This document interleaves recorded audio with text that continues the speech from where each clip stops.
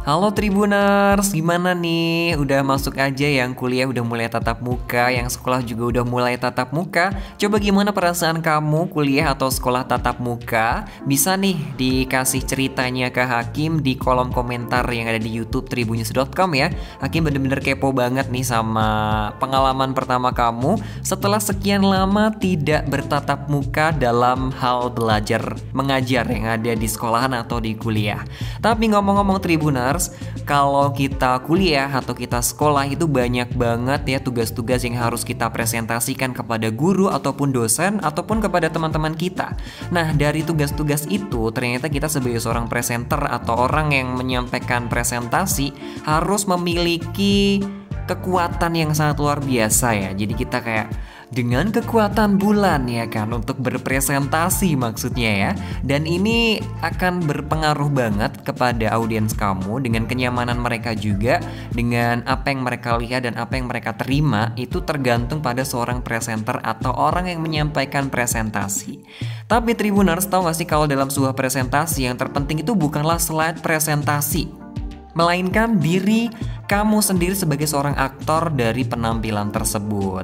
Nah, Hakim juga sudah melansir beberapa laman ya, kayak dari LL Dikti Wilayah 8 Ristek Dikti yang Hakim lansir pada hari Selasa 5 Oktober 2021 kemarin. Dan karenanya penyampaian sebuah presentasi itu sangat amat penting gitu Tribuners untuk memaksimalkan materi dari tugas kamu dari presentasi yang kamu sampaikan itu. Nah, saat menyampaikan pesan, materi yang kamu buat itu bukan lagi menjadi keutamaan, tapi komunikasi lah ya. Ada komunikasi yang bermain di situ yang bakal kamu gunakan jauh lebih penting dari materi presentasi. Dan kamu harus ingat Tribuners kalau komunikasi itu ada dua macam ya. Ada komunikasi verbal dan juga komunikasi nonverbal.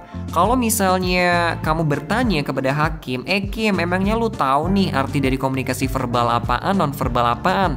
Kalau lu tahu, coba bagi tahu sama gue. Oke, nggak masalah, gue bagi tahu sama lu semua ya.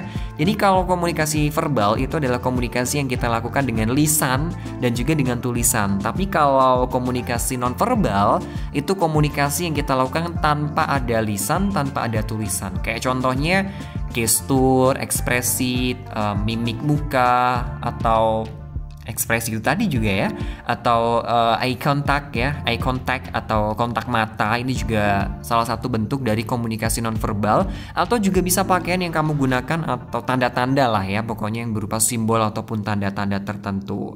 Dan Hakim mau ngasih tahu ke kamu ya di Tribun News Style kali ini, ternyata nih ya, bahasa tubuh atau komunikasi nonverbal itu yang tadi ya ada kayak intonasi, terus juga ada suara, maksudnya bukan suara ya, kalau suara mah itu apa namanya, komunikasi verbal. Kalau nonverbal tuh ada intonasi, ada gestur, mimik muka, dan bahasa tubuh. Nah, bahasa tubuh dan juga intonasi ini yang kemudian itu memiliki peran yang sangat penting banget dalam presentasi yang bakal kamu lakuin.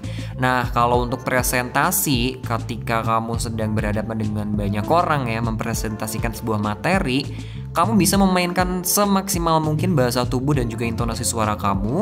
Yang kemudian untuk intonasi suara yang harus kamu tahu ya Tribuners, itu adalah seberapa tingginya dan seberapa rendahnya nada yang bakal kamu gunakan, dan seberapa cepat dan juga atau seberapa lambat ya cara atau gaya kamu berbicara di depan orang banyak. Nah, komponen komunikasi nonverbal seperti bahasa tubuh, terus juga ada intonasi, ini yang bakal memberikan indikasi ke audiens dan pesannya itu jauh akan lebih efektif diterima sama audiens. Terutama saat audiens kamu tuh pengen tahu lebih jauh sebenarnya nih orang yang lagi presentasi di depan itu bagaimana sih cara dia memperkuat pesan verbal yang dia lakukan dalam materi tersebut. Nah, ini biasanya kan audiens tuh kepo-kepo kayak gitu. Dan ini Hakim ngasih tahu ke kamu, ada sebuah penelitian yang dilakukan oleh peneliti yang dari mana nih? Dari University of California, Los Angeles, yaitu Profesor Albert Mehrabian. Dalam sebuah komunikasi itu terdapat komponen yang memiliki berbagai macam pengaruh nih Tribuners. Kayak contohnya nih ya dalam penelitian itu ya. Aduh, ini kayaknya Hakim kurang minum deh ya. Karena di sini sangat panas banget udara di Solo guys. Aduh, tapi nggak masalah. Walaupun udaranya panas, tetap akan menjadi dingin kalau Hakim ketemu sama Tribuners semuanya di Tribunnews Podcast kali ini gitu ya kan ya. Aduh, bisa aja nih Hakim ya. Oke, lanjut nih Tribuners. Kalau penelitian itu menyebutkan bahasa tubuh itu berdampak paling besar dalam komunikasi, yakni sebesar 55%. Terus intonasi suara kamu itu menyumbang 38% dan kata-kata atau pesan atau materi yang kamu sampaikan itu bobotnya cuma 7% saja. Dari sini kita tahu kalau komunikasi nonverbal itu memiliki peran yang cukup besar banget dalam presentasi yang kamu lakukan. Kalau digabung dari bahasa tubuh dan juga intonasi suara, itu 55% ditambah 38%, jadi sekitar 93% dari penampilan presentasi kamu itu ditopang oleh bahasa nonverbal.